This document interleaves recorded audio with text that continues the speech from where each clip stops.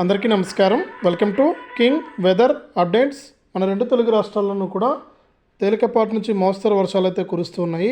ఇక మరొక 24 గంటలు అలాగే 2 రోజుల పాటు కూడా తేలికపాటి నుంచి మోస్తరు వర్షాలు, ఇక కొన్ని జిల్లాల్లో భారీ వర్షాలు కురుస్తాయని వాతావరణ శాఖ అయితే ప్రకటించింది. ఇప్పటికే మనకు కొన్ని జిల్లాల్లో సెలవులు కూడా ఇచ్చారు స్కూళ్ళకన్నిటికీ కూడా. ఇక తెలంగాణలో కూడా ఈ జిల్లాలో అయితే సెలవులు అయితే కొనసాగుతున్నాయి. ఆంధ్రప్రదేశ్లో ఈ జిల్లాల్లో కూడా సెలవులు అయితే ఉన్నాయన్నమాట. ఇక తెలంగాణ మరియు ఆంధ్రప్రదేశ్లో ఏ జిల్లాల్లో వర్షాలు కురుస్తాయి ఏంటనే సమాచారాన్ని ఇప్పుడు మనం వీడియో ద్వారా అయితే తెలుసుకుందాం. దయచేసి వీడియో చూస్తున్న ప్రతి ఒక్కరు కూడా ముందుగా వీడియోను లైక్ చేసేయండి, తెలిసిన వాళ్ళందరికీ కూడా షేర్ చేయండి.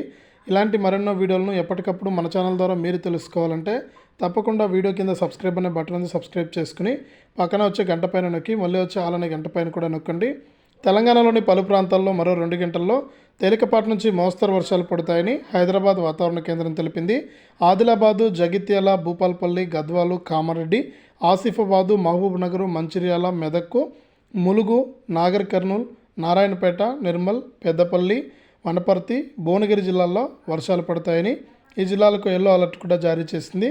అలాగే జనగామ, కరీంనగర్, మహబూబాబాదు, నిజామాబాదు, సిరిసిల్ల, వరంగల్ జిల్లాల్లో మోస్తరు వర్షాలు కురుస్తాయని వాతావరణ శాఖ అయితే తెలిపింది. ఇప్పటికే లోతట్టు ప్రాంతాలన్నీ కూడా జలమయమయ్యాయి.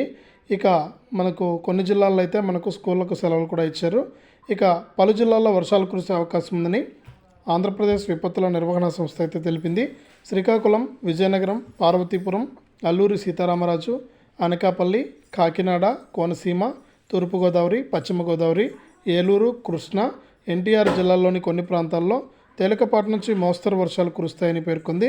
వరద ప్రవాహ సమయంలో వాగులు, వంకలు, కాలువలు దాటొద్దని సూచించింది. పడిపోయిన విద్యుత్ లైన్లకు కూడా దూరంగా ఉండాలని విపత్తుల నిర్వహణ సంస్థ అయితే తెలిపింది. ఇక ఏపీలో కూడా ఇప్పటికే కొన్ని జిల్లాల్లో సెలవులు ఇచ్చారు. ఇక మరొక 2 రోజుల పాటు కూడా ఇదే పరిస్థితి కొనసాగుతుందని ప్రజలందరూ కూడా అప్రమత్తంగా ఉండాలని 2 రాష్ట్రాల వాతావరణ శాఖలు కూడా సూచిస్తున్నాయి.